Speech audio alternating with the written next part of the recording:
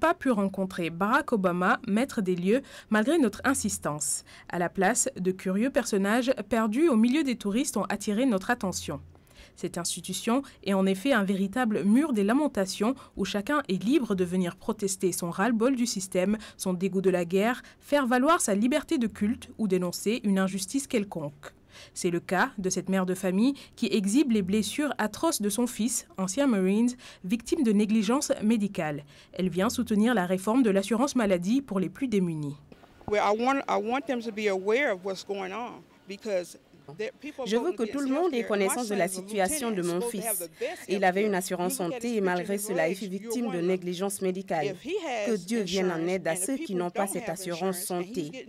Je ne comprends pas l'attitude de ceux qui sont contre cette réforme. Il faut que tous les Américains aient une assurance santé. Regardez mon fils, c'est triste.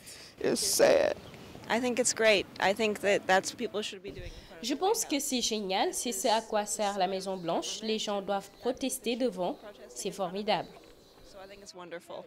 En plein climat d'islamophobie et au lendemain de la commémoration très mouvementée du 11 septembre, ce citoyen vient tous les jours prier en face de la Maison Blanche en signe de revendication pour l'érection d'une mosquée en plein cœur de Washington. Pour nous expliquer son refus de répondre à nos questions en présence de caméras, il nous renvoie au texte coranique sur l'interdiction de reproduire l'image de l'homme. Une forme d'expression inimaginable dans de nombreux pays libres du monde et qui semble tout à fait naturelle et propice aux yeux de nombreux Américains. Il y a aux États-Unis la liberté de religion. On ne peut pas être contre une religion tout en pratiquant une autre. Les États-Unis ne sont pas uniquement un pays de chrétiens. Ici, c'est une terre de toutes les religions et le gouvernement est là pour garantir cette liberté. Washington, capitale fédérale, faudrait-il le rappeler, a toujours été le point de ralliement de contestataires.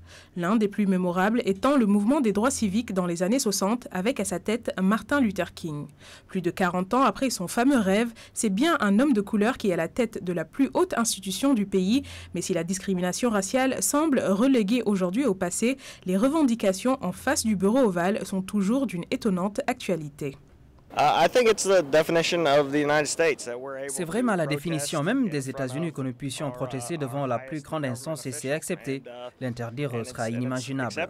Symbole de cet éminent symbole, Concepción Picciotto. Cette citoyenne américaine d'origine espagnole campe depuis près de 30 ans devant la Maison-Blanche pour dénoncer les conflits dans le monde, l'apartheid, le nucléaire, les nombreuses guerres et par-dessus tout, le conflit israélo-palestinien.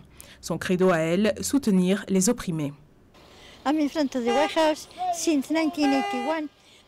Je suis devant la Maison Blanche depuis 1981 pour protester contre le nucléaire et je demande aux touristes de dire à leur gouvernement de cesser les guerres, l'achat d'armes, d'arrêter le massacre dans le monde. Je suis contre la guerre en Irak, en Afghanistan et au Pakistan. Il faut arrêter le massacre des Palestiniens par Israël qui est soutenu par les États-Unis. Il faut privilégier la diplomatie, le dialogue et la démocratie. Et oui, nous sommes en Amérique, terre de liberté, un droit inaliénable garanti par la Constitution fédérale. Ah, que c'est beau, la liberté.